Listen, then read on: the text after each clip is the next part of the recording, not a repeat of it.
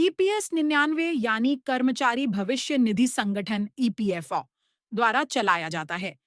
इस स्कीम का मकसद है कर्मचारियों को सेवानिवृत्ति के बाद एक स्थायी इनकम देना। जो कर्मचारी सरकारी या प्राइवेट सेक्टर में काम करते हैं और जिनकी बेसिक सैलरी 15,000 रुपए प्रति माह से कम है, वे इस स्कीम के दायरे में आते हैं।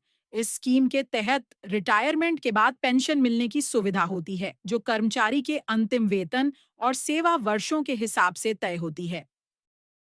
2025 में आया नया अपडेट, 2 साल की बोनस सर्विस। सरकार ने ईपीएस 99 योजना में 2025 में जो बदलाव किया है, वह कर्मचारियों के लिए एक बड़ा तोहफा है। अब जो कर्मचारी 20 साल लगातार इस योजना से जुड़े रहे हैं, उन्हें सरकार 2 साल की अतिरिक्त सेवा अवधि का बोनस देगी। यानी यदि आपने 20 साल नौकरी की है, तो आपकी सर्विस 22 साल मानी जाएगी और इसी के आधार पर आपकी पेंशन की गणना होगी। इससे आपकी मासिक पेंशन में अच्छा खासा इजाफा हो जाएगा। पेंशन गणना में फर्क कैसे पड़ेगा? ईपीएस 99 योजना में पेंशन का फॉर्मूला है। पेंशन चेकचस अंतिम वेतन गुणा कुल सेवा वर्ष बटा 70। मान लीजिए कोई कर्मचारी 15,000 रुपये मासिक वेतन पर रिटायर होता है और उसने 20 साल नौकरी की है, तो उसकी पेंशन 15,000 एक्स 20 70 होगी। लेकिन सरकार के नए नियम के बाद सेवा वर्ष 22 माने जाएंगे और नई पेंशन 15,000 एक्स 22 70 4,714 तक हो जाएगी। यानी बिना किसी अतिरिक्त योगदान के पेंशन में बढ़ोतरी हो रही है। अन्य फायदे जो ईपीएस मिनट पर योजना से मिलते हैं। ईपीएस 99 योजना के तहत पेंशन 58 साल की उम्र के बाद मिलनी शुरू होती है। अगर कोई कर्मचारी इससे पहले रिटायर हो जाता है, तो भी उसे कुछ शर्तों के तहत पेंशन दी जाती है।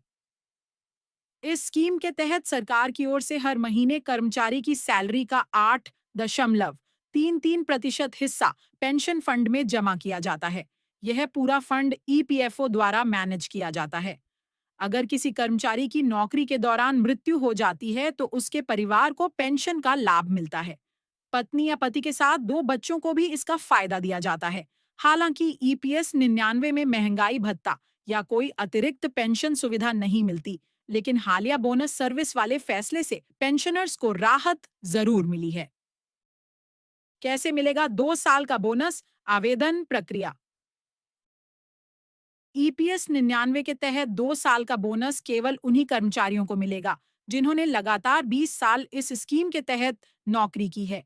इसके लिए कर्मचारी को अपने नजदीकी ईपीएफओ ऑफिस से संपर्क करना होगा। आवेदन के समय कुछ दस्तावेजों की जरूरत होगी, जैसे सेवा प्रमाण पत्र, पेंशन क्लेम फॉर्म, आधार कार्ड और बैंक पासबुक की कॉपी। अगर आपको प्रक्रिया में दिक्कत हो रही है, तो आप ईपीएफओ की आधिकारिक वेबसाइट से या फिर अपने ऑफिस के एचआर डिपार्टमेंट से भी जानकारी और मदद ले सकते हैं। ईपीएस 99 योजना में सरकार द्वारा 2 साल की बोनस सर्विस देना एक ऐसा कदम है जो लाखों कर्मचारियों को राहत देने वाला है।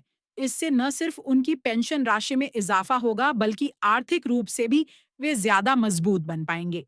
यह फैसला खासकर उन लोगों के लिए फायदेमंद है जिन्होंने लंबे समय तक एक ही जगह नौकरी की है और अब रिटायरमेंट के बाद एक सम्मानजनक जीवन जीना चाहते हैं। डिस्क्लेमर। यह लेख सामान्य जानकारी के उद्देश्य से लिखा गया है। इसमें दी गई जानकारी सरकारी योजनाओं और मीडिया रिपोर्ट्स पर आधारित है। किसी भी प्रकार के लाभ या दावा से पहले संबंधित विभाग या ईपीएफओ कार्यालय से पक्की जानकारी अवश्य लें।